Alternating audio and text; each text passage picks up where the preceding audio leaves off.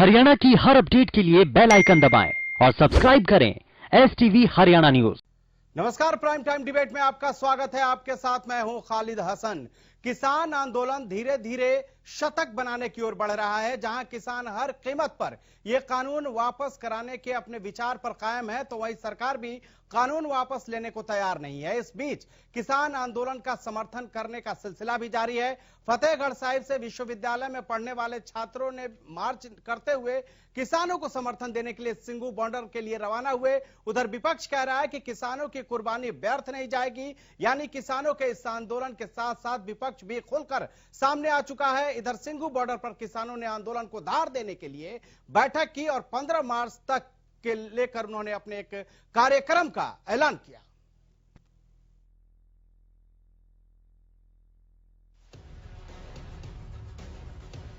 संतानवे दिन बाद भी किसान आंदोलन समाधान की राह देख रहा है, लेकिन न सरकार टस से मस हो रही है और न ही किसान अपनी मांगों से पीछे हटने को तैयार हैं।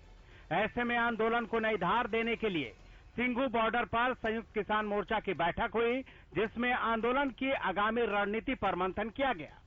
6 मार्च को हमारे यहाँ पे 100 दिन पूरे होते हैं। उस दिन 5 घंटे के लिए सुबह 11 बजे से 4 बजे तक पूरा KMP जो है उसको अलग अलग पॉइंट्स के ऊपर किसानों की तरफ से जाम किया जाएगा। और यहां के अलावा बाकी पूरे देश के लिए उस दिन का कॉल है कि किसान आंदोलन का जो दमन हुआ है उसके खिलाफ सब कोई अपने अपने घर पे काले झंडे लगाएं। पहला प्रोग्राम कर्नाटका से शुरू होगा। मार्च का महीना है, हमारे यहाँ अभी फसल की कटाई शुरू नहीं हो गई है, लेकिन कर्नाटका में कट भी गई है, फसल मंडी में आनी शुरू भी हो गई है। और वहां के किसान को सरकार की MSP से 1000 रुपया कम मिल रहा है, चाहे वो चने की फसल हो, चाहे वो रागी की फसल हो, मूंगफली आनी भी उधर शुरू हो गई है। इन सब फसलों में किसान की लूट हो रही है। तो हम मार्च के महीने में प्रधानमंत्री जी से पूछेंगे, जी आप कहते हो MSP थी, है, रहेगी, तो दिलवा दो ना। किसान मंडी में जाएंगे और कहेंगे MSP दिलाओ। ये प्रोग्राम शुरू होगा 5 तारीख को। कर्नाटका में सबसे पहले इसकी शुरुआत होगी गुलबर्गा से, उसके बाद चित्रदुर्गा में जाएंगे। उधर प्रदेश के CM मनोहर लाल ने कहा कि कुछ लोग किसानों को बहका रहे हैं। साथ ही उन्होंने कहा कि सड़कों पर आंदोलन करना ठीक नहीं है। वहीं दूध को 100 रुपए प्रति लीटर बेचने के किसानों के ऐलान पर बोलते हुए CM ने कहा कि ये सही नहीं है। शांतिपूर्वक आंदोलन करना ये हर किसी का एक डेमोक्रेटिक राइट है, करे कोई दिक्कत नहीं। जनता को परेशानी न हो ये हम अपील करते हैं उनको। ये जो सड़क के ऊपर धरना देना ये उचित नहीं है। ये एक प्रकार से दूसरे लोगों के अधिकार का है। अपनी खड़ी फसलें हैं उनको उजाड़ दो, या आपके घर में रोजी रोटी के लिए दूध होता है तो दूध को खराब कर दो, दूध की कमाई मत करो। तो मेरा अपील है मेरी उनकी कि वो जो आंदोलन खत्म होगा नहीं होगा, उन्होंने करना नहीं करना, ये उनका काम है। बैठ करके बातचीत सब हो रही है, हो भी सकती है, कभी भी आए, द्वार खुले हैं। लेकिन किसान को इतना ज्यादा इस सीमा तक ना आगे बहका दें कि उनके आर्थिक नुकसान और ज्यादा होने शुरू हो जाए। वहीं डिप्टी CM दुष्यंत चौटाला ने किसान आंदोलन पर बोलते हुए कहा कि 40 किसान नेता जो आंदोलन में हैं, उन्हें आगे आकर बात करनी चाहिए। साथ ही उन्होंने बताया कि इस माह सरसों और अप्रैल महीने से गेहूं की खरीद शुरू हो जाएगी। धीरे धीरे अगर किसी लॉ के अंदर कोई भी पाबंदियां हैं, कहीं कोई नुकसान है, केंद्र मेरे ख्याल से पूरी तौर पर अमेंड करने को तैयार है। और मैं तो आपके माध्यम से भी उन 40 नेताओं को कहूंगा कि आपको आज आना चाहिए, चर्चा करनी चाहिए और चर्चा कर कर इस पूरे आंदोलन पर विराम लगाकर किसानी को मजबूत करना चाहिए। अपनी राजनीति, अपने मुद्दों को, मंशा को आगे ले जाते हुए किसानी को कमजोर ना करें। आज किसानी को मजबूत करने का समय है और उसके लिए जो भी प्रयास करने हैं मैं भी उनके साथ हूं। उधर चंडीगढ़ में बीजेपी की ओर से संगठन की कार्य प्रणाली को लेकर एक बैठक का आयोजन किया गया, जिसमें किसान आंदोलन को लेकर भी चर्चा की गई। बैठक के बाद बीजेपी नेता सुभाष बराला ने जल्द ही किसान आंदोलन के समाधान की उम्मीद जताई है। कैसे हम सरकार की बात को, जो नरेंद्र मोदी जी 3 बिल लेकर के आए हैं, ठीक प्रकार से लोगों के बीच में रख पाए। हमारी जिम्मेवारी केवल ये है और मैं ये समझता हूं कि जिस प्रकार से पहले दौर किसान नेताओं के साथ बातचीत का चला था, केंद्रीय मंत्री नरेंद्र तोमर जी ने दोबारा से किसानों को बातचीत के लिए कहा है और मुझे लगता है कि वो जल्दी बैठ करके इसका समाधान भी हो जाएगा। वहीं कैथल में कांग्रेस पार्टी की ओर से किसान मजदूर सम्मेलन में शिरकत करने पहुंचे कांग्रेस महासचिव रणदीप सुरजेवाला ने महंगाई के खिलाफ बैलगाड़ी पर सवार होकर रोष मार्च निकाला। इस दौरान उन्होंने किसान आंदोलन के बहाने सरकार पर जमकर वार किए। सुरजेवाला ने कहा कि कृषि कानूनों के खिलाफ आर पार की लड़ाई में हरियाणा के लोगों को निर्णय लेना पड़ेगा कि वो सरकार के साथ हैं या किसान मजदूर के साथ। और इन विश्वासघाती सरकारों को हरियाणा ही नहीं पूरे देश का किसान और जनता सबक सिखाएगी। इसको वो हमारी चेतावनी माने और ये जान लें, जो किसान मजदूर का नहीं, जो किसान का नहीं, वो किसी काम का नहीं। भूमिहीन और छोटी भूमि का मालिक, छोटी जोत का मालिक किसान अब एक निर्णायक आर पार की लड़ाई लड़ने को तैयार है और इस आर पार की लड़ाई में अब केवल आप दो तरफ खड़े हो सकते हैं, या मजदूर किसान दुकानदार के साथ या उनके खिलाफ।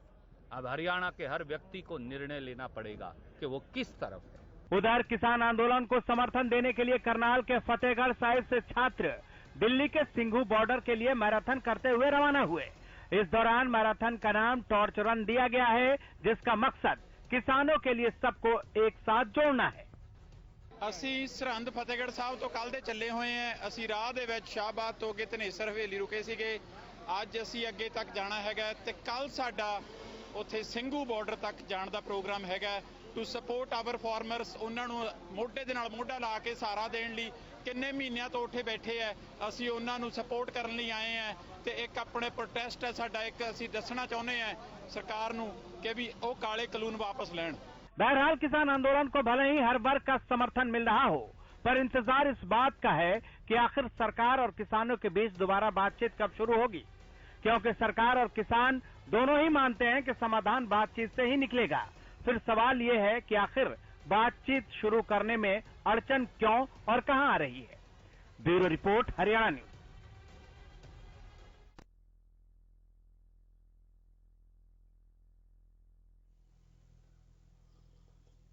तो किसानों ने आज सिंघू बॉर्डर पर बैठक कर अपना एक्शन प्लान भी बता दिया है कि वो 15 मार्च तक किस किस तरह से आंदोलन करेंगे, प्रदर्शन करेंगे, उस आंदोलन का रूपरेखा क्या होगा। और इसी पर चर्चा करने के लिए आज हमारे साथ जो हमारे मेहमान जुड़ चुके हैं उनसे आपको तारुफ करवा देते हैं। सबसे पहले योगेश कौशिक जी, राजनीतिक विश्लेषक, हमारे साथ जुड़ गए हैं। सर स्वागत है आपका। स्वामी इंद्र, राष्ट्रीय प्रवक्ता भाकियू के, हमारे साथ जुड़ गए हैं। सर स्वागत है आपका। वीरेंद्र चौहान, प्रवक्ता बीजेपी, हमारे साथ जुड़ चुके हैं। सर आपका भी स्वागत है। खालिद चाहलका, कांग्रेस के प्रवक्ता हैं, हमारे साथ जुड़ चुके हैं। सर आपका स्वागत है। और सुखबीर तंवर, प्रवक्ता इनेलो, भी हमारे साथ जुड़ चुके हैं। सर आपका स्वागत है। लेकिन सबसे पहले सवाल स्वामी इंद्र जी से। स्वामी इंद्र जी, लगातार आप लोग कार्यक्रमों के माध्यम से सरकार पर दबाव बनाने की कोशिश कर रहे हैं ताकि सरकार जो है वो आप लोगों की बात मान ले। अब आप लोगों ने 15 मार्च तक का एक और भी जो खाका है, जो प्लान है, वो दे दिया है। क्या लगता है कि अब सरकार इन जो आपने केएमपी जाम करने की बात कही है 6 मार्च को, या फिर एमएसपी को लेकर एमएसपी दिलाओ अभियान की शुरुआत की बात की गई है, आज जो बैठक हुई, उससे सरकार पर कोई प्रभाव पड़ेगा, कोई असर होगा?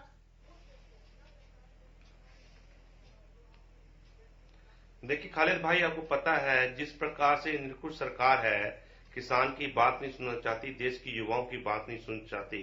ऐसे में हमारे पास एकमात्र जो रास्ता बचता, महात्मा गांधी द्वारा बताया हुआ सत्याग्रह का आंदोलन का हमारे बचता है। हम सत्याग्रह के तरीके से पूरे देश के अंदर हम प्रोग्राम लेके आए हैं। 5 मार्च को, जैसा कि आपको पता है कि एमएसपी को दिलाओ का जो हमने नारा दिया है वो कर्नाटका से हम शुरू करेंगे। 6 मार्च को हम जो केएमपी को रोकने का, जगह जगह रोकने का हम काम करेंगे। और साथ ही 12 मार्च को हम सबसे बड़ा जो कार्यक्रम लेके आए हैं कि देश के अंदर जब तक इस बीजेपी सरकार के खिलाफ जो मत का जो अधिकार है लोग प्रयोग नहीं करेंगे, तब तक सरकार जागने वाली नहीं है। तो हम लोगों ने एक आह्वान किया है पूरे देश के लोगों को, साथ स्पेशली बंगाल के लोगों को, उन 5 राज्यों के लोगों को, कि आप बीजेपी को वोट ना दें, ना ही इनके सहयोगी को वोट दें। 12 तारीख को हम कलकत्ता में एक बहुत बड़ी रैली करने जा रहे हैं, जिसका हमें सभी सामाजिक संगठनों का सहयोग मिलने वाला है। और आपने देखा कि आज की मीटिंग के अंदर स्वेच्छा से सामाजिक संगठन चलकर आए हैं। आज ये मात्र किसान आंदोलन रहकर ये देश का जन आंदोलन बन गया, देश का जन जागरण आंदोलन बन गया। देश के लोग से जुड़ चुके हैं और देश के लोग ये समझ चुके हैं कि ये सरकार सिर्फ कॉर्पोरेट घरानों को ही राजी करना चाहती है, देश के आमजन को, आम किसान को राजी नहीं करना चाहती।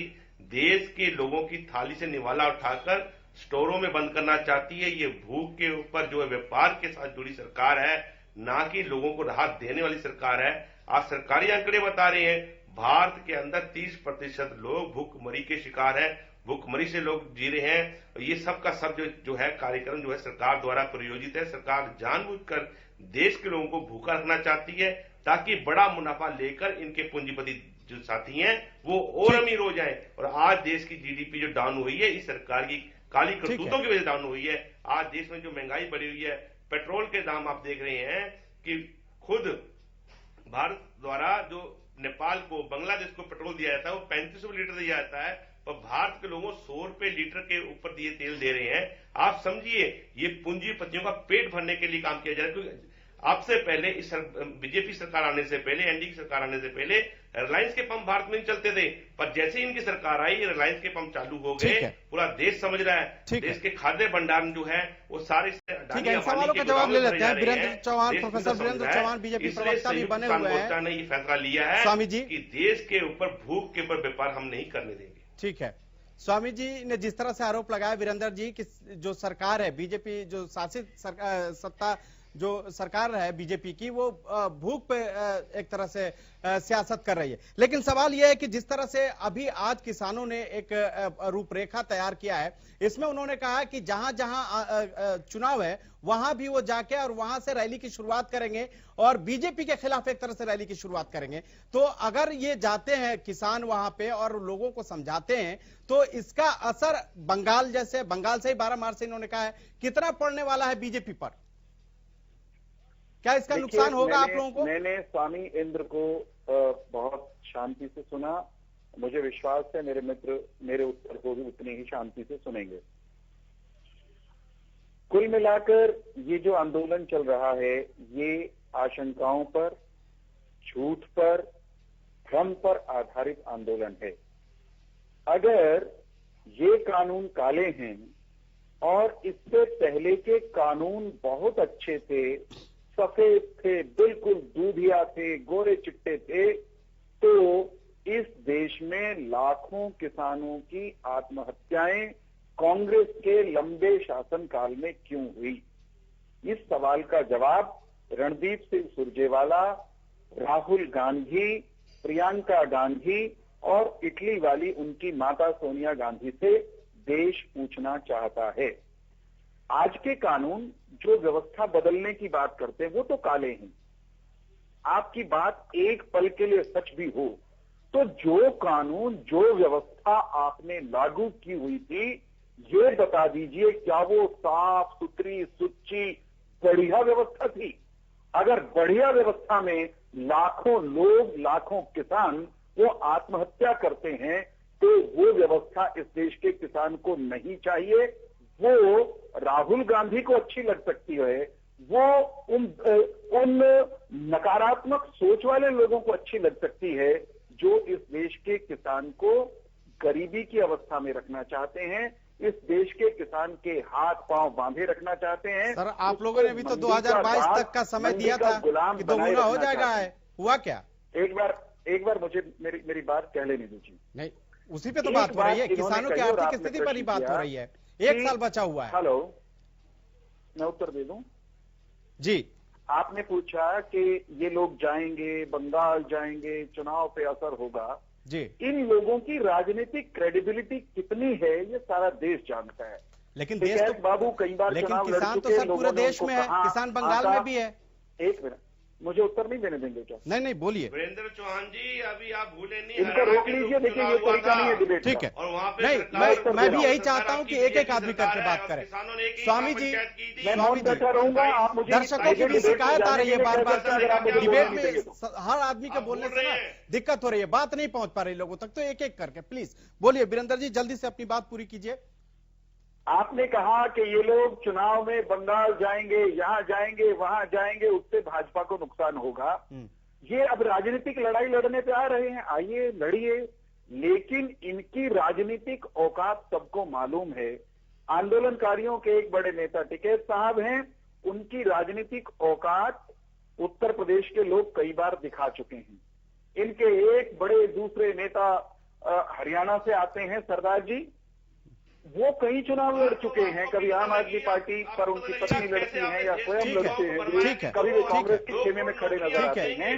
कभी राकेश टिकैत जी को बहुत ही स्वागत करके सीएम हाउस में बुलाया जाता था। वीरेंद्र जी वो बात छोड़ दीजिए, वो औकात नहीं। अभी क्या हुआ लगे, ठीक है, आपने जो कांग्रेस पे आरोप लगाया है ना, कांग्रेस के प्रवक्ता से ही जवाब ले लेते हैं। पूरा करने दीजिए, ये कोई तरीका नहीं है सर। आप स्टूडियो में नहीं हो तो इसका अर्थ ये नहीं है कि आप मेरी बात बहुत से गेस्ट है ना सर, सबको इन्वॉल्व करना होगा। बात जल्दी से मुझे मेरी बारी में आप गेस्ट हमारे पास बहुत है, सबको इन्वॉल्व करना होगा ना। मुझे एक बात पूरी करने दीजिए आप कृपा करके। सर तो 10 सेकंड में, ठीक है, उत्तर तो मेरे अधिकार 10 सेकंड में जल्दी बोलिए। ये जो टिकैत बाबू हैं, इनको इनकी राजनीतिक औकात मालूम है और पहले दिखाई जा चुकी है जी। ये जो यहाँ हरियाणा में इनके नेता हैं, इनकी राजनीतिक औकात इनको मालूम है। और अभी अभी ये गुजरात में गए थे चिल्लाने। गुजरात में स्थानीय निकायों के, जिला पंचायतों के चुनाव में इनको गुजरात के किसानों ने, गुजरात के ग्रामीणों ने कैसे नकारा है। चलिए वो ठीक है, ठीक है सर। में भी हो जाएगा। गुजरात में क्या हुआ, पंजाब में क्या हुआ, जहां जिसकी सरकार है वो अलग बात है। लेकिन खालिद जी, जो आप पे गंभीर आरोप लगे कि कांग्रेस की वजह से जो किसान है उनकी ये दुर्दशा है, जवाब दीजिए। चौहान साहब, सबसे पहले तो मैं आपकी दिलेरी की और आपकी भक्ति की आपको मुबारकबाद देता हूं। ये जो भाषा में असभ्यता है और जो आप सुनिए चौहान साहब बीच में प्लीज, अब सुनिए, जो आरएसएस और भाजपा के लोगों की भाषा में असभ्यता है वो उनका कहना है। वो इसी तरह भाजपा के बारे में भी नहीं मालूम है। नहीं, मुझे तो हैं वो लोग वो असभ्य बोल फिर आप लोग हम सुनते मुद्दों को जो आप खालिद जी देखिए, खालिद जी जवाब दीजिए। विषय ये नहीं है, विषय ये नहीं है। अब रुकिए, विषय ये नहीं है। वीरेंद्र जी खालिद जी दोनों आदमी वीरेंद्र पे बात करें। वीरेंद्र जी सुनिए, किल करने का वीरेंद्र जी ऐसा नहीं है। वीरेंद्र जी ठीक है, आप वैसा ही बोलिए। अगर आप देश आपकी भाषा को पसंद करता है, आपको मुबारक हो। जल्दी 97 दिन करीब इस आंदोलन को चले हुए हो गए। 250 किसान इन धरना स्थलों से अपने घर जा चुके हैं और इस आंदोलन के समर्थन में इस देश का किसान इसको समर्थन कर रहा है। उनके साथ इस देश का नौजवान, युवा, पढ़ा हुआ लड़का, इस हरियाणा का वो समर्थन इसको कर रहा है। इस देश की महिलाएं उसको समर्थन करती हैं। लेकिन ये जो भाषा है कि इन किसान आंदोलन से इसको खराब कर दिया, झूठ प्रोपेगेंडा पे चल रहा है, ये आपकी समझ की बात है। आपको लगता है कि जो भाजपा के साथ है, चौहान साहब एक मिनट, आपको जो लगता है भाजपा के साथ है वो देशभक्त भी है, किसान भी है, अन्यथा जो भाजपा के साथ नहीं है। आपने मैडम सोनिया जी का, उन सब के बारे में आप कहा, ये आपकी भाषा थी, आपका नेचर था। इस तरह से आप सब झूठ करते हैं। आप सुनिए, नहीं बोल रहे हैं क्या? आप सुनिए मेरी बात। किसान को गुमराह नहीं कर रहे हैं? आप सुनिए मेरी बात। आप एक मिनट आप मेरी सुन लीजिए ना, आप सुन लीजिए। देखो चौहान साहब, एक तरफा वन वे ट्रैफिक नहीं चलेगा। वन वे ट्रैफिक आपके माननीय प्रधानमंत्री, हमारे माननीय प्रधानमंत्री चला रहे हैं, उसको पूरा देश सुन रहा है। लेकिन आप कितने बड़े हितैषी हैं, कितने बड़े हितैषी, इसको समझ लीजिए। मैं आपको बता देता हूं, जब सरकार बनी 2014 में, चौहान साहब, जब सरकार बनी 2014 में, तो सबसे पहले सरकार का फैसला आया, सबसे पहले सरकार का फैसला यह आया चौहान साहब कि एमएसपी पे बोनस अगर कोई भी राज्य सरकार देगी तो उसकी एमएसपी में खरीद बंद कर दी जाएगी। ये आपकी सरकार का फैसला था। फिर मई 2014 में दूसरा फैसला आया, मई 2014 में। नहीं, ये मैं ऑथेंटिक बात कर रहा हूँ, झूठ नहीं बोल रहा हूँ, झूठ बोलने का आदि नहीं हूँ। एमएसपी रहेगा, ये सरकार ने बढ़ा है, एमएसपी का दायरा बढ़ा। अरे 2 करोड़ लोगों को रोजगार भी मिलने वाला था, 15 लाख रुपए भी मिलने वाले थे। ये चीज नहीं है, ठीक है, और झूठ मानने नहीं है आपका। आप सुन लीजिए, ठीक है, एक सेकंड खालिद भाई, उनको बात मेरी पूरी नहीं हुई। जल्दी दिसंबर 2014 में आपकी सरकार ने भूमि अधिग्रहण बिल से छेड़छाड़ करने की कोशिश करी। पूरे देश के किसानों ने उसका विरोध किया, सरकार को पीछे हटना पड़ा। उसके बाद फरवरी 2015 फरवरी 2015 में भारत की सरकार सुप्रीम कोर्ट में हल्फनामा देती है कि हम 50% का मुनाफा नहीं दे सकते।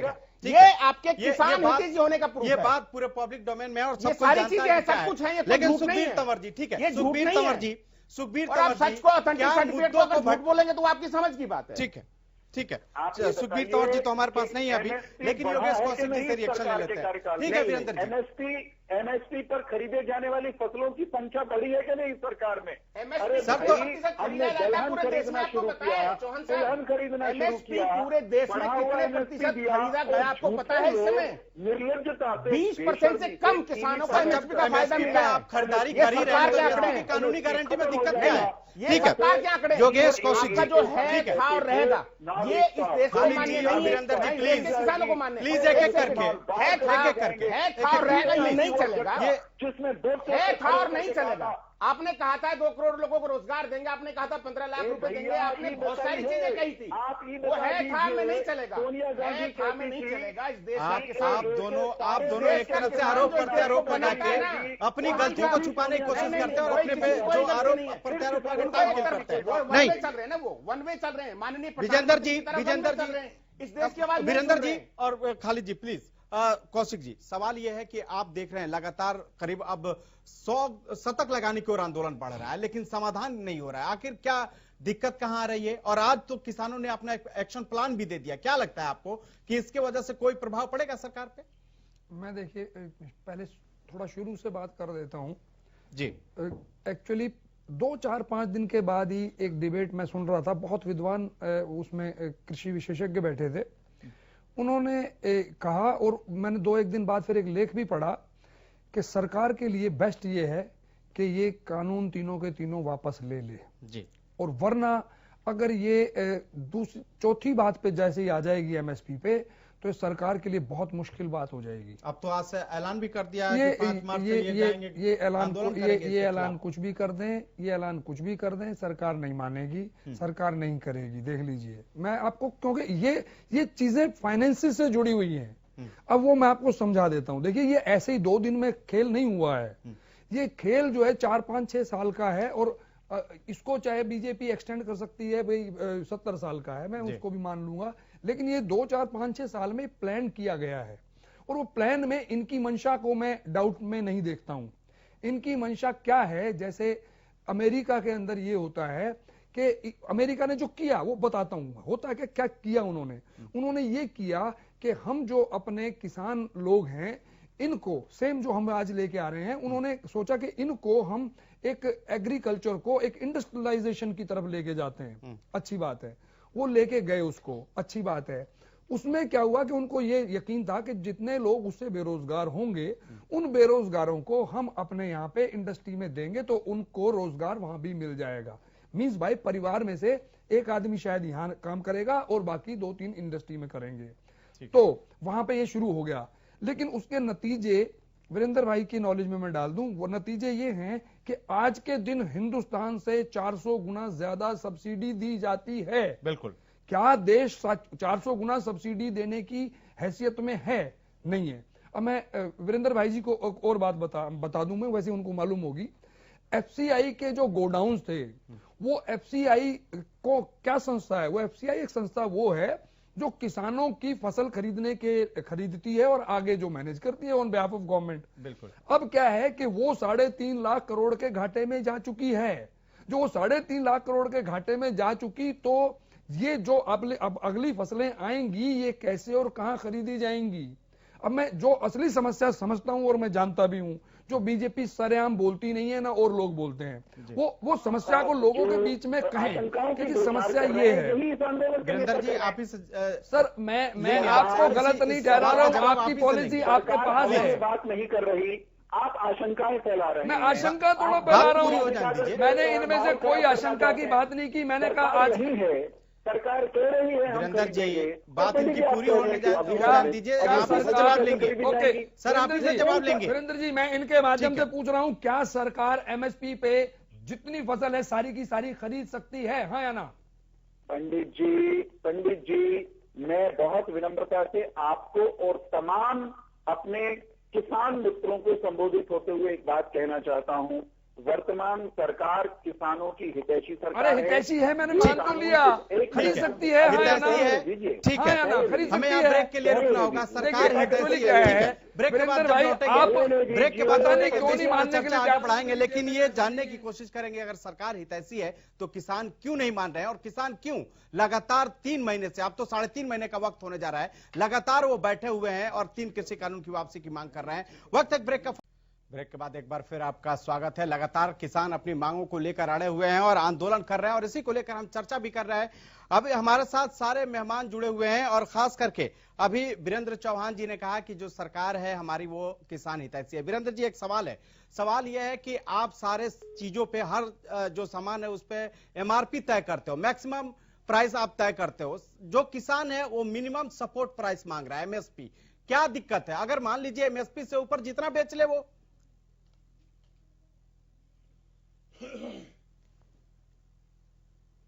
तो वीरेंद्र चौहान जी ने संपर्क टूट गया, लेकिन सुखबीर तंवर हमारे साथ जुड़ चुके हैं। सुखबीर जी, स्वागत है आपका। एक तो आप लेट से जुड़े हमारे साथ, लेकिन इसके साथ ये सवाल ये है कि जिस तरह से ये आंदोलन बढ़ता जा रहा है, क्या इस पे ब्रेक लगता आपको दिखाई दे रहा है, या ऐसे ही आंदोलन चलता रहेगा?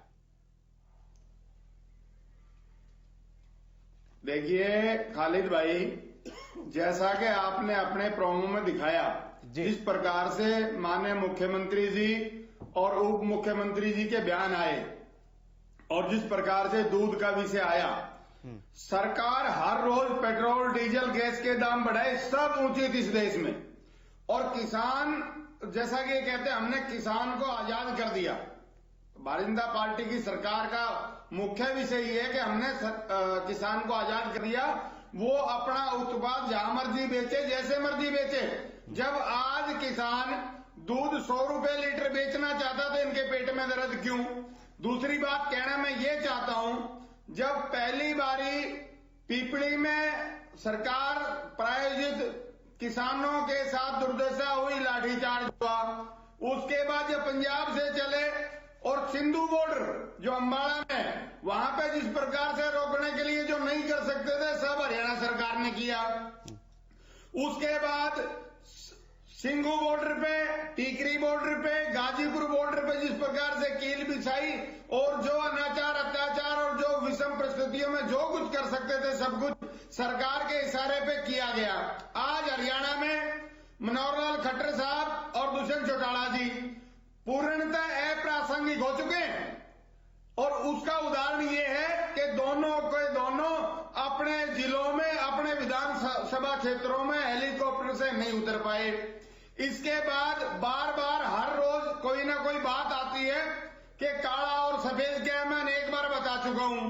पहली बात तो काली ये है, कृषि के नाम पे जो काले कानून बनाए और जो इन अध्यादेशों की टाइमिंग थी कोरोना काल, और उसमें भी प्रश्न ये उठता है, जब केंद्र की सरकार वार्ता में 1.5 से 2 साल इन कानूनों को स्थगित करने पर विचार कर सकती है या कह सकती है, तो फिर ऐसी कोरोना काल में क्या मजबूरी थी कि ये अध्यादेश के माध्यम से इन काले कानूनों को, इन काले अध्यादेशों को लेकर आए।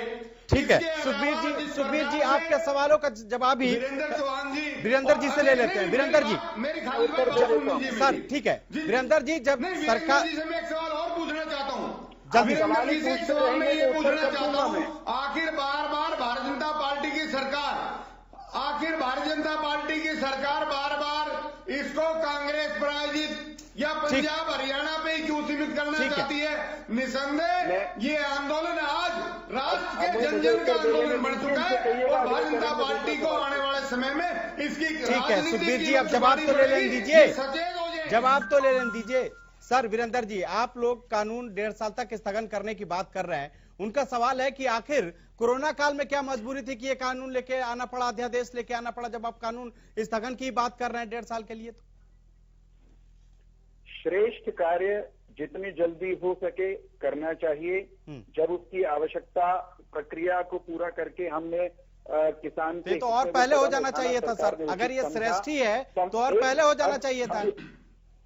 अब उत्तर मेरी तरफ से आप ही देंगे क्या? ऐसा श्रेष्ठ था तो 7 साल से क्या इन्हीं को देने दीजिए उत्तर, फिर मुझे डिस्कनेक्ट कर सकते हैं आप। नहीं, मैं तो बस पूछ रहा था ऐसा ही, श्रेष्ठ था तो और पहले हो जाना चाहिए था। खैर वीरेंद्र जी बोलिए, बोलिए वीरेंद्र जी, जल्दी से बोलिए, और भी गेस्ट है हमारे पास, जल्दी से सर। अगर मेरे बीच में बोलेंगे मैं उत्तर नहीं दूंगा साहब, आप इनसे कहलवा लीजिए फिर। नहीं सर बोलिए, आपको बोलने के लिए ही बुलाया सर, गुस्साइए नहीं। इस देश की सरकार किसानों के हित में अध्यादेश लाई, फिर वो बिल सदन में पेश हुए, फिर बोल रहे हैं वो देख चुके हैं, वो अध्यादेश देख चुके हैं। एक एक करके प्लीज आप लोग भटकाइए नहीं इस डिबेट को भटकाइए नहीं प्लीज, अपनी बारी का इंतजार कीजिए।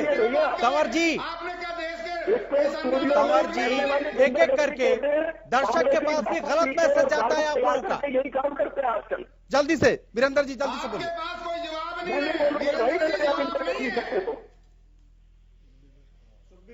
अब बोल दो ना, जवाब दो। इससे मैसेज गलत जाता है। जो दर्शक फोन करते हैं ना हमें, वो कहते हैं कि एक एक करके बुलाया कीजिए, और आप लोग लड़के टाइम खराब करते हैं। प्लीज एक एक करके वीरेंद्र जी जल्दी से सर, जल्दी से। इस देश की सरकार किसान के हित में तीन कानून लेकर आई, उन कानूनों को कुछ लोगों ने अपने हक में नहीं माना, किसानों के कब्जे में वो आंदोलन कर गए। सरकार ने कहा आंदोलनकारियों को सुनते हुए, उनकी भावनाओं की कदर करते हुए कि हम इनको थोड़े दिन के लिए स्थगित कर देते हैं। अब क्योंकि सरकार ने उनकी भावनाओं की कदर करते हुए ये विकल्प दे दिया कि हम इनको कुछ समय के लिए स्थगित कर देते हैं, तो ये महाशय, ये महानुभाव कह रहे हैं कि इससे वे कानून काले हो गए। कुछ लोग और भी कहते हैं कि आप संशोधन के लिए तैयार हो, इसलिए कानून काले हैं। मैं कुछ करना चाहता हूँ, इसलिए बोलिए मत, उत्तर सुन लीजिए। प्लीज मुझे वॉल्यूम कम कराना पड़ेगा, प्लीज मैं हाथ अपील कर रहा हूं कि आप लोग प्लीज एक एक करके बोले। खैर खालिद जी, अभी वीरेंद्र जी कह रहे थे कि जो किसानों की भावनाएं हैं उसको देखते हुए सरकार ने 1.5 साल तक कानून स्थगन का प्रस्ताव दिया, लेकिन जो किसान, उनकी तो भावनाएं ये है कि सरकार कानून ही वापस ले। किसानों की भावनाएं क्या है? किसानों की भावनाएं सरकार की 11 दौर की बातचीत। चौहान साहब, आप लोग मुद्दे पे नहीं आ रहे हैं, जिसकी वजह से पूरा डिबेट खराब हो रहा है। चौहान साहब, सरकार चौहान साहब, सरकार ये कहती है कि हम 1.5 साल के लिए कानूनों को वापस लेने के तैयार हैं। किसान ये कहता है कि कानून ही वापस ले लीजिए, तो वो भाषा आपको क्यों अच्छी नहीं लगती? आपको मैं बता देता हूं, आज से 2 दिन पहले अखबार में खबर है मध्य प्रदेश से, अखबार की कटिंग मेरे पास है, देखना चाहो तो यही देख लो। आपके नए कानूनों का सुरमाह हुए। मैं फिर कह रहा हूं एंकर महोदय, मेरा उत्तर देने का अधिकार है। उत्तर नहीं है, पूरा एक तरफा गीत नहीं गाया जाता। आप लोग लड़के टाइम किल कर रहे हैं, बाकी भी तो गेस्ट हैं। ये मकसद हमारा नहीं है कि हम इसमें शोर मचाएं, हमारा मकसद बात लोगों तक पहुंच सके। हसन भाई, मध्य प्रदेश से अभी 2 दिन पहले पत्रिका अखबार में खबर छपी कि नए कानूनों को वहां असर है, नए कानूनों को वहां असर है, और 49 मंडियों की आमद कितनी हो गई है? आप ही का जवाब देना है। 49 मंडियों की आमद 0 हो गई है, और मंडियों में कर्मचारियों की तनख्वाह के लिए सरकार ने सेंट्रल गवर्नमेंट को चिट्ठी लिखी है कि आमदनी नहीं रह गई है। ये वहां नए कानूनों का असर है। और दूसरी चीज जो है ना, एक मिनट प्लीज बोलिए वीरेंद्र जी, जितना आपको बोलना है ना पहले बोल लीजिए, पहले आप बोल लीजिए, बाकी सब चुप है, जल्दी बोलिए, हो जाते हैं क्योंकि पूरा डिबेट खराब हो रहा है। 5 मिनट बोलिए आप, पूरा खालिद जी प्लीज बोलिए। सर वीरेंद्र जी बोलिए, बात रखिए आप अपनी। हेलो, हाँ जी बोलिए। मैं ये कह रहा हूं कि कुछ लोगों ने कहा कि सरकार क्योंकि कानूनों में संशोधन के लिए तैयार हो गई है इसलिए कानून काले हैं। उन काली सोच वालों को मैं याद कराना चाहता हूं कि डॉक्टर भीमराव अंबेडकर और भारत की संविधान सभा द्वारा बनाए गए संविधान को कांग्रेस के शासन में दर्जनों बार संशोधित किया गया है। तो क्या डॉक्टर राजेंद्र प्रसाद की अध्यक्षता वाली संविधान के मूल भावना में कोई संशोधन नहीं है? आपके पत्थर पड़ गए हैं इनकी, बुद्धि का इस्तेमाल करते नहीं है। ठीक है, किसानों को झूठ कह रहे हैं कि तुम्हारी जमीन चली जाएगी। एक किसान का नाम आज तक नहीं बता पाए जिसकी जमीन इन कानूनों या अध्यादेशों के कारण करी गई हो। तो आप किसानों को क्यों नहीं समझा पा रहे हैं आप लोग? जब एक मिनट खालिद जी सर उनका सुनने के लिए नहीं बैठे हैं हसन भाई कि एक तरफा वो अपना राग सुनाएंगे, सब लोग सुनकर चले जाएंगे। ठीक है, लेकिन जो जानबूझकर सोने की नौटंकी कर रहा हो, क्या उसको कोई आप तो मुद्दे पे बात करना नहीं चाहते, आप मुद्दे पे बात करना नहीं चाहते, घुमा घुमा के टाइम किल कर रहे हैं वीरेंद्र जी। ये कोई बात नहीं है। आपको मैंने पूरी छूट दी, आपको जिस मुद्दे पे बात करना वो करना नहीं है। बस आरोप लगाना है कि कांग्रेस ने क्या किया, दूसरे ने क्या किया, आपने क्या किया ये नहीं बताना। ठीक है कौशिक जी, वीरेंद्र जी अब हो गया सर आपका, सर अब दूसरे को भी मौका दीजिए प्लीज, बोलिए। वीरेंद्र जी आप बहुत विद्वान हैं, प्रोफेसर हैं, चौहान साहब प्लीज मैं आपके साथ जब बैठता था पहले डिबेट में बहुत मजा आता था, पर पता नहीं आजकल आप ना पता नहीं आजकल आप दूसरे को बोलने नहीं देना चाहते, ये वजह क्या हो गई है? वो भाजपा के 5-6 साल में हुआ है क्या? देश में कई आत्महत्या होगी, वो 5-6 साल में ही हो गई क्या? देश के किसान की आर्थिक दशा खराब हुई। सर हम कुछ बोल रहे हैं सर, सब चीज के लिए पिछली सरकारें जिम्मेदार है, तो आपको भी तो मौका मिला है। इस 70 साल में 20 साल औरों ने भी शासन किया है। एक चीज और है भाई, ये डिबेट का मुद्दा नहीं है, सरकारें जिम्मेवार है, लेकिन भाजपा कब बताएगी कि 7 साल से भाजपा का शासन है इस देश के अंदर? क्या अभी भाजपा की सरकार शुरू नहीं हुई है क्या? 15 पैसे गाँव में पहुँचते हैं। ठीक है, हम मुद्दे पे अगर नहीं रह सकते तो मेरे ख्याल में हमें डिबेट में नहीं बैठना चाहिए। वीरेंद्र जी प्लीज, मैं पहले रिक्वेस्ट कर रहा हूँ, एक आदमी को बोलने दीजिए, बोलिए। बड़ी ऐसी दुर्दशा हो गई है, इनका मानना है कि झूठ बोलो, जोर से बोलो, यानी वीरेंद्र जी कोई तो गड़बड़ है जो आप बोलने नहीं देना चाहते। मैंने कहा कुछ तो गड़बड़ है जो आप बोलने नहीं देना चाहते, और ना किसानों तक आपकी बात पहुंच रही है और ना पहुंचाना चाहते हैं। बार बोलो और जोर से बोलो, कोई ये भाजपा का सिस्टम हो गया सारा का सारा। आपने कहा बोलने नहीं देता, मैंने पूरा मौका दिया, लेकिन उसके बाद आप किसी को बोलने नहीं दे रहे हैं। अभी क्या था जो मेरी बात अधूरी रह गई थी पहले जब मैं बोल रहा था, वो बात बिल्कुल स्पष्ट में बता देना चाह रहा हूँ। किसी विद्वान ने ये कहा था 2-4-5 दिन बाद, और फिर उसके बाद आर्टिकल भी आया था।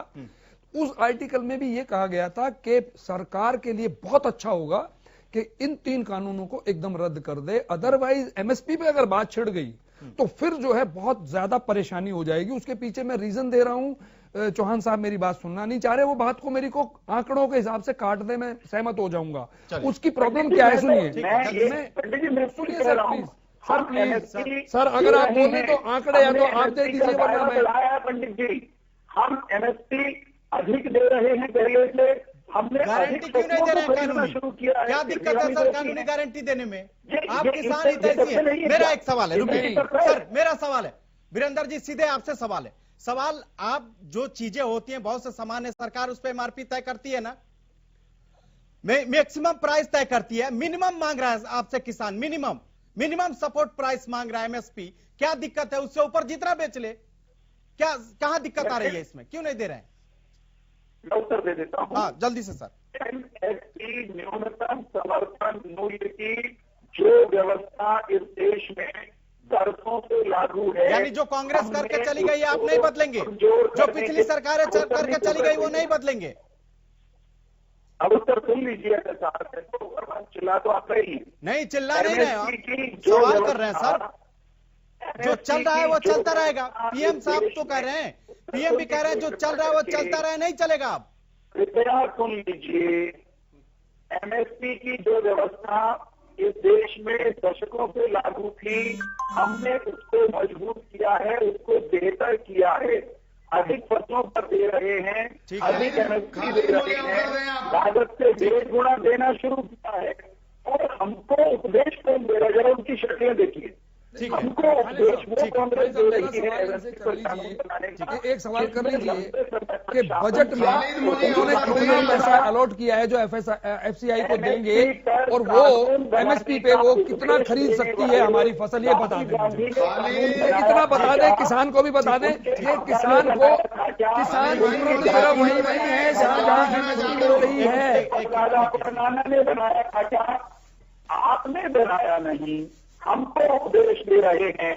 हम जो अच्छे काम कर रहे हैं उनको आप मानने के लिए तैयार नहीं है। ठीक है स्वामी जी आपको लगता है सरकार ये अच्छे काम कर रही है, फिर आप लोग क्यों आंदोलन कर रहे हैं? जवाब आप ही दीजिए।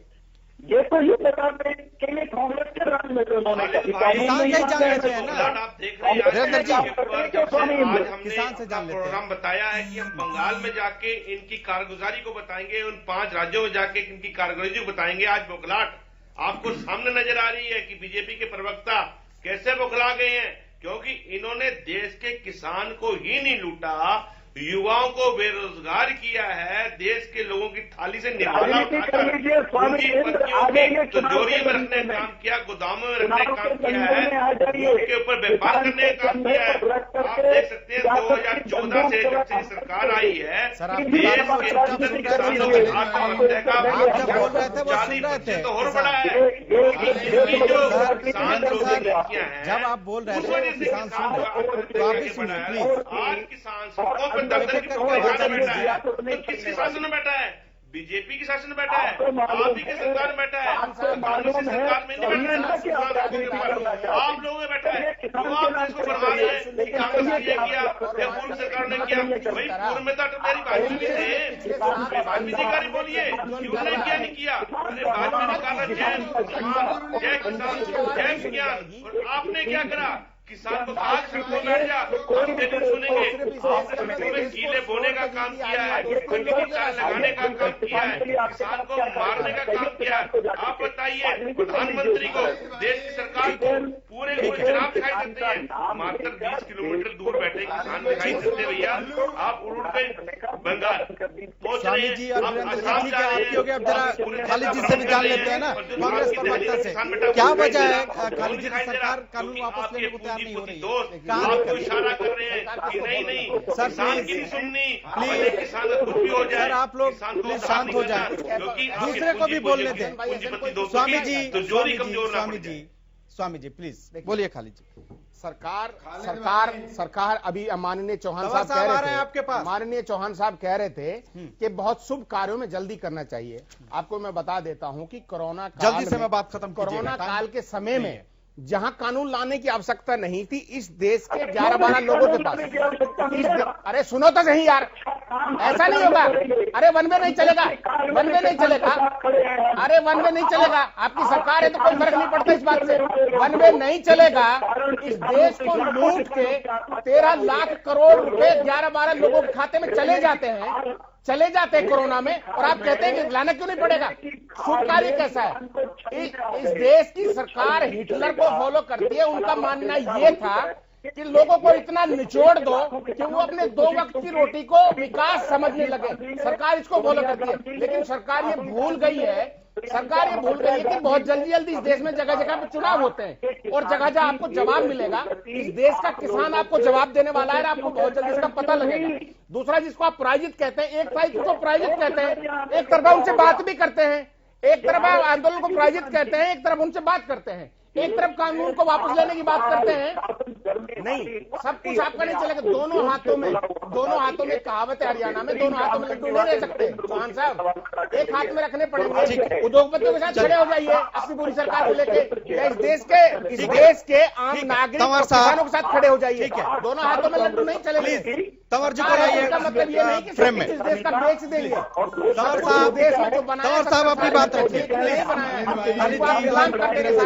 खालिद जी वीरेंद्र प्लीज बोलिए। तंवर जी, जिस प्रकार से मैं अनेक बार माननीय वीरेंद्र जी से और अनेक भारतीय जनता पार्टी के प्रवक्ताओं से सवाल करता हूं कि जिस प्रकार से आपने 2013 में भारतीय जनता पार्टी ने ये कहा था कि हम पहली कलम से स्वामीनाथन आयोग की रिपोर्ट को लागू करेंगे, C2+50 का फार्मूला लागू करेंगे, आखिर वो कलम कहाँ चली गई? और उसके बाद जिस प्रकार से ये कृषि के काले कानून ये लेकर आए और उनमें जो टाइमिंग रही, निसंदेह ये सारा का सारा पूंजीपतियों को पोषित करने का कार्यक्रम है।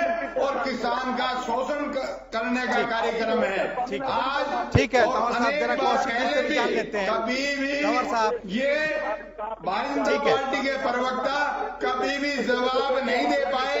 ठीक है आज तंवर दे साहब, दें, कल दे दें, इसके बाद जो मर्जी दे दें। तंवर साहब, आखिर इनकी ऐसी क्या मजबूरी है कि C2 + 50% का जो लागू करने का वायदा इन्होंने राष्ट्र के साथ किया था, उस सारे राजनीतिक पार्टियों का वही हाल है। मुद्दा भटका दो, किसानों पे बात मत करो। तंवर जी आपको रोक रहा हूँ प्लीज। सरकार ने लागू किया, वीरेंद्र जी प्लीज। सरकार ने स्वामीनाथन आयोग की रिपोर्ट लागू की। कौशिक जी, जिस तरह से अभी हम देख रहे हैं कि लगातार ये जो आंदोलन है वो बढ़ता जा रहा है, लेकिन समाधान की आप नहीं दिख रही है, पीछे नहीं हट रही। हरियाणा प्रदेश के अध्यक्ष ओम प्रकाश धनखड़, उनसे झूठे आदमी तो कोई धरती पे नहीं है। तंवर साहब प्लीज, तंवर साहब जरा कौशिक जी को भी बोल लेने दीजिए। आप दोनों मुद्दे को क्यों भटकाते हैं आप लोग? आप लोगों को किसानों पे बात करना ही नहीं। सर आप लोगों की शिकायतें आती हैं दर्शकों की तरफ से, प्लीज एक एक करके बोलिए। कौशिक जी, अपना इतिहास देखेंगे नहीं, वीरेंद्र जी, हिसाब देंगे नहीं। सर वीरेंद्र जी प्लीज, नरेंद्र मोदी से हिसाब मांगने। Sir Virendra ji please. जनता समझती है हिसाब इस देश की जनता आपसे लेगी, आप घबराइए मत। राजनीतिक पार्टी हिसाब तो जो हिसाब आपके देश हिसाब मांगेगा। आप तो आपके हमारे माननीय प्रधानमंत्री जब 2014 में पब्लिक मीटिंग करते थे, तब तो चिल्ला चिल्ला के कहते थे कि देश के खजाने का हिसाब लेना चाहिए कि नहीं लेना चाहिए। खालिद जी और बाकी गेस्ट प्लीज। कौशिक जी बोलिए, जरा बोलिए। आप कल तक सबसे हिसाब मांग रहे थे, आज हम आपसे हिसाब मांग रहे हैं। कोई नहीं, आप बोलिए। मैं टेक्निकल बात बोलना चाह रहा हूँ, मुझे बोलने नहीं दे रहे हैं। या ये मैंने तो खुद सवाल कर दिया, वीरेंद्र जी खुद जवाब दे दें। अगर क्या सरकार के पास इतना पैसा है कि वो MSP पे जो हमारी फसलें हैं हिंदुस्तान की, वो सारी की सारी खरीद सकें? वो नहीं है, डेफिनेटली नहीं है वो पैसा इनके पास। जब स्वामीनाथन साहब को प्लेट में बुला लीजिए या उनको फोन लगा लीजिए, ये नंगे हो चुके हैं। कह देंगे कि मेरी रिपोर्ट को नरेंद्र मोदी सरकार ने इसके अधिकार को लागू किया है। झूठे कांग्रेसी नहीं मानेंगे, लेकिन ये वो लोग है ना जो सरेआम टेलीविजन पर जिनके मुख्यमंत्री झूठ बोलते हैं। अरे सर, किसानों का पता चलेगा। अगर आप सीरियसली लेते हो तो आप प्लीज बात कर लीजिए। नहीं लेते हो तो आप पहले कई बार बाइकआउट कर चुके हैं प्रोग्राम का, फिर शुरू कर दीजिए। किसान बेचारे 250 मर चुके हैं, उनके लिए कुछ तो श्रद्धा रखिए अपने मन में। बेचारे कितनी परेशानियों में वहां रह रहे हैं, कुछ तो उनके बारे में, बेचारों के बारे में सोचिए। मोदी जी भाषण के लिए चले जाते हैं, हर दूसरे दिन अपने चुनाव में के अंदर खड़े हैं, सारी सरकार चुनाव में धकेल दी है। बेचारे को यहाँ पे जो परेशान हो रहे हैं, आप अगर किसी एक को भी किसान मानते हो तो उस एक आदमी से ही जाके उस एक किसान से ही बात कर लो। वीरेंद्र जी इतने सवाल हुए लेकिन आपने एक भी सवाल का जवाब नहीं दिया। भटकाते रहे मुद्दे को, लेकिन हमारे पास इतना ही वक्त है। आप तमाम गेस्ट हमारे साथ जुड़े, इसके लिए आपका बहुत बहुत शुक्रिया। किसानों का जो एक्शन प्लान है आज वो उन्होंने एक तरह से पेश कर दिया है। इसके तहत वो 5 मार्च को अब MSP दिलाओ अभियान की शुरुआत करेंगे। 6 मार्च को कैंपी पर वो प्रदर्शन करेंगे, जाम करेंगे। इसके अलावा 15 मार्च तक का उन्होंने अपने कार्यक्रम का ऐलान कर दिया है। अब देखना है कि क्या जो ये ऐलान किसानों ने किया उसका कोई असर सरकार पर होता है, क्योंकि 97 दिन होने जा रहे हैं लेकिन अभी तक समाधान की आस कहीं से दिखाई नहीं दे रही है। फिलहाल इस खास पेशकश में इतना ही, लेकिन आप देखते रहिए हरियाणा न्यूज।